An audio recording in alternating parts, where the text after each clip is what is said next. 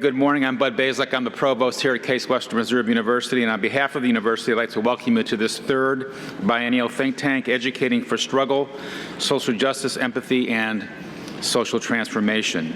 I think as many of you know, this think tank began Thursday evening with a showing of the documentary film, Finding the Gold Within. And of course, last evening, I hope many of you were there with Professor Angela Davis when she gave an inspiring keynote presentation across the street at the Church of the Covenant.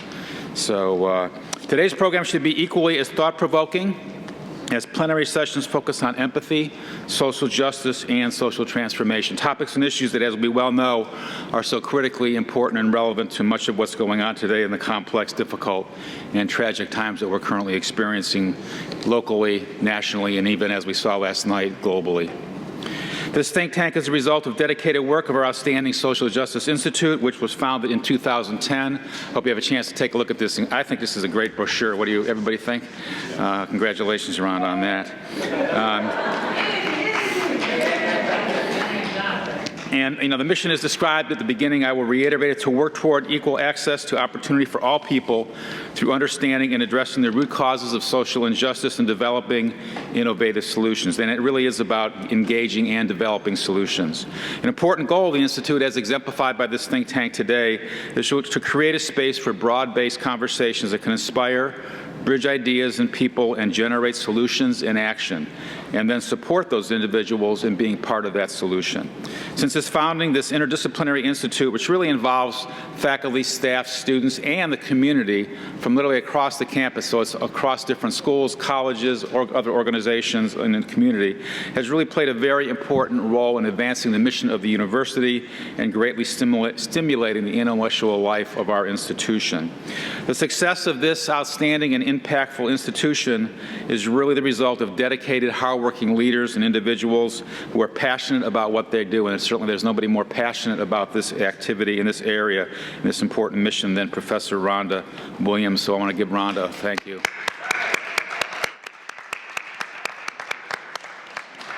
I wish all of my institute leaders were as passionate as Rhonda. So again, I want to thank her on behalf of the university and on behalf of the community. I also want to thank you for attending today, those of you from different organizations, universities from across the region.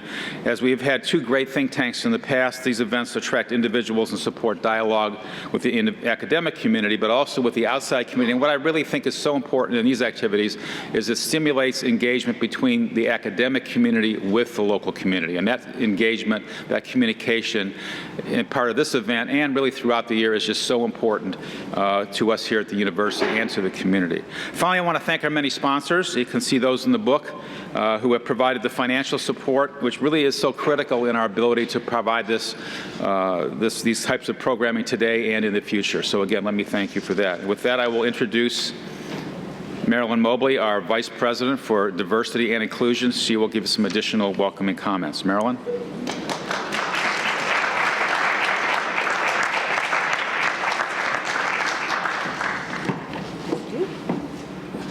Good morning.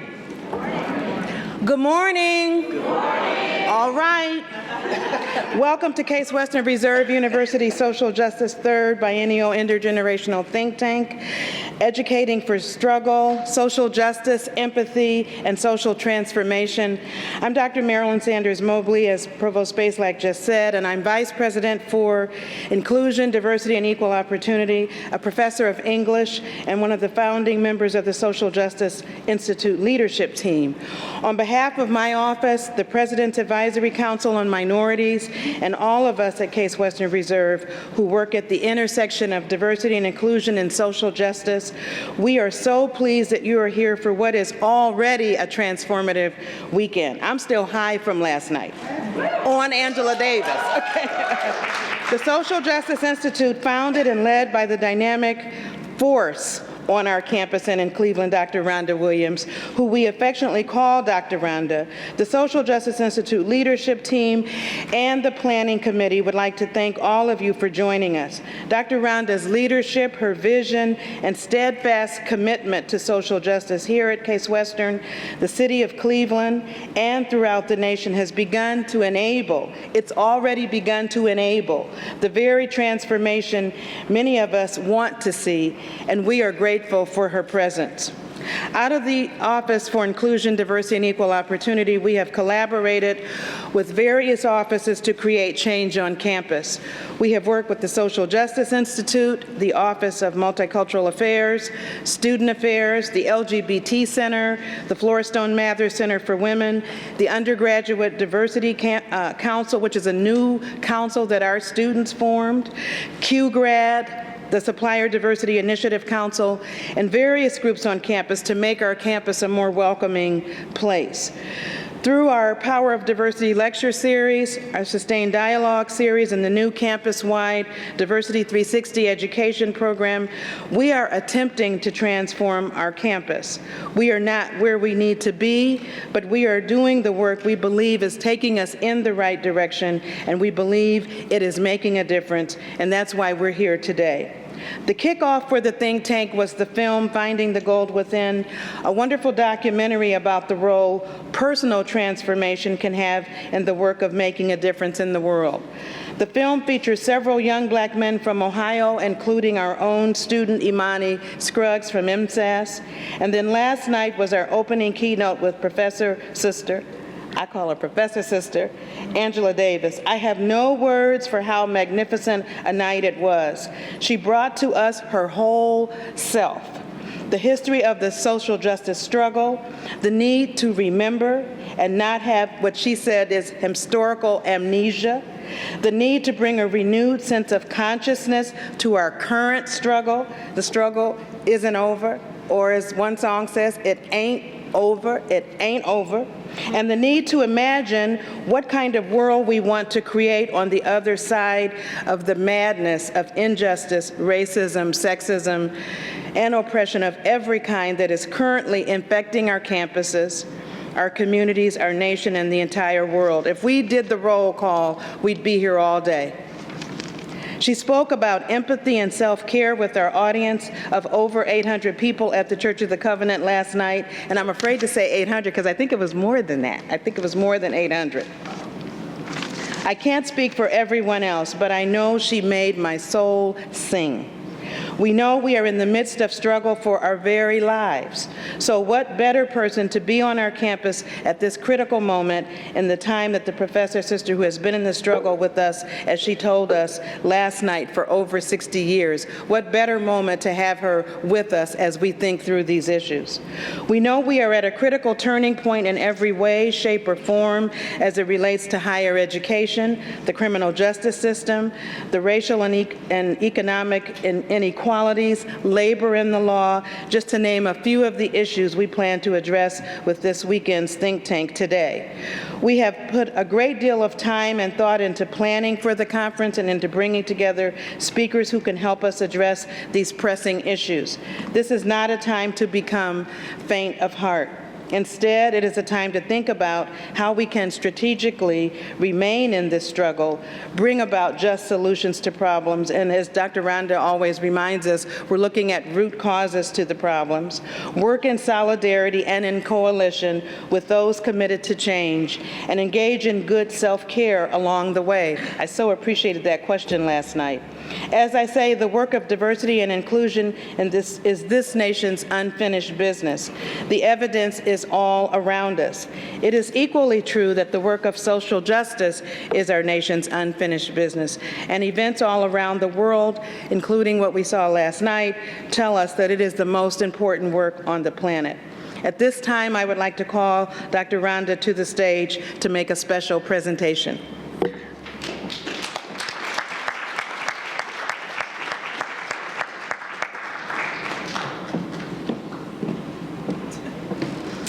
I'm supposed to be giving comments, not getting a special presentation. That's all right. Look at that, isn't that beautiful, y'all? Oh my God. This is from all of us. This is from all of us who love Dr. Rhonda. We just want to pause to let her know she is appreciated, that we appreciate her leadership, her vision, her commitment, and we just need her to know at this very moment that we love her very dearly, and she is a treasure.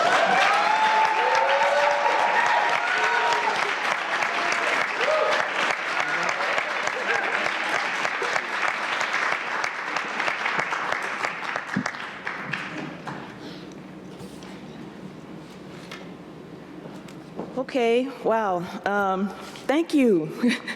That's most people know me know I don't get speechless too often, so those are beautiful. See how excited we are. Tim and Damien already up on stage, ready for their session. Woo, okay, let me stick to my script. Thank you all, blessings for being here. Yesterday was fabulous, and I'm just so glad that all of you all got up this morning and came out to join us, and we expect many more people to be coming in today.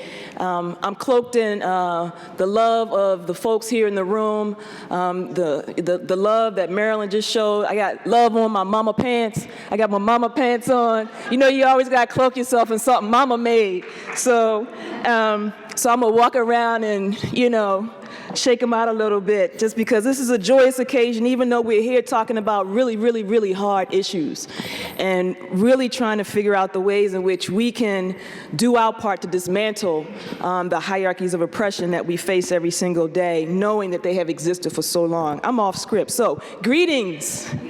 I am Dr. Rhonda. And my students actually and friends and community have actually dubbed me that, so I've accepted it. Mama named me Rhonda Y. Williams. I'm the founder and director of the Social Justice Institute here at CWRU.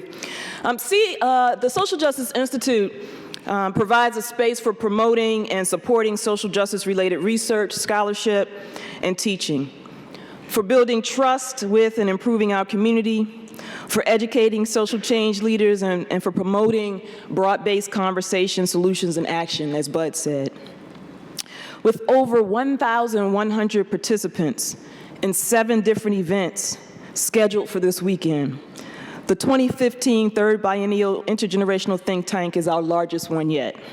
I said that last night, I'm gonna say it again, and the next time we do it 2 years from now, I expect it to be even bigger. And it's thanks to all of you who are here thus far, who came last night and who will be coming throughout the rest of the day. The Social Justice Institute could not have created our conference and opened the entire program to the community free of charge without the generous support of our sponsors. So we're gonna keep saying their names over and over and over again. So let me thank first our colleagues with the Case Community, the Beamer Schneider Professorship in Ethics, the Office of Inclusion, Diversity, and Equal Opportunity, the Office of Multicultural Affairs, the President's Advisory Council on Minorities, and they actually were the first ones to give us a sponsorship, and they gave us the largest sponsorship, and when they gave me their sponsorship, I said, oh yeah, we can bring Angela Davis. So I thank you, President's Advisory Council on Minorities and everybody, the Schubert Center for Child Studies. We also appreciate Dean Cyrus Taylor, Provost Bud Bazelak, and President Barbara Snyder for their ongoing support for the Social Justice Institute. We thank our community sponsors as well. Our gratitude goes to IdeaStream WCPN, Nadata N. Letson, the Sisters of Charity Foundation, the LGBT Community Center of Greater Cleveland, Olivet Institutional Baptist Church, and the Church of the Covenant. I'd like to also recognize my staff. And if they're in the room, I actually want them to stand up. There's some people I'm going to ask to stand up. So my SJI staff, Lisa, I'm not sure if she's in the room. Okay, she's in the back. Allison and Misty, they're all in the back. Misty, I said, Misty, this is what I want the logo to look like, something like this. And I said, you know, a lotus, because, you know, the lotus comes out of the mud and grows into something beautiful. So it speaks to some issues, deep issues of like when we think we're in the muck, but how there can be nutrients there to kind of help us grow and think about something transformative for us. And that's what I told Misty. Misty did the cover art. I said, you know, maybe we have some words floating through it. And she said, okay, she pulled it together. And so I just, you know, not only the vision and the support they give in logistical ways, but the kind of creativity and the energy that they all put to this work is just pretty amazing. So Lisa, Allison, and Misty, and former staff who are still helping us. We have staff members who have left the Institute who are still helping us.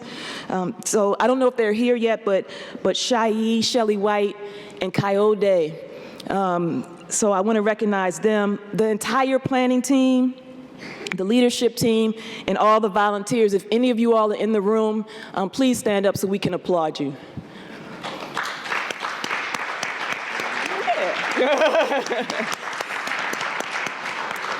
So SJI will continue to press on presenting meaningful events, funding innovative research, educating the next generation of leaders, and working toward equal access to opportunity for all people. We cannot do this important work without you. Here it comes. Social justice work needs funding too. And remember, I started by saying we were able to do this free. We were able to do it free, but we didn't have all our expenses covered. And we want to be able to keep doing this kind of work free.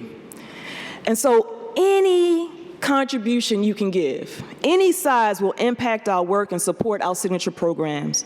We can accept contributions of cash or checks here today, or you can visit our website and donate online. And when I say any amount will be helpful, I am serious in saying any amount will be helpful, because anything you give from the spirit of giving is going to be accepted in that manner. So thank you so much.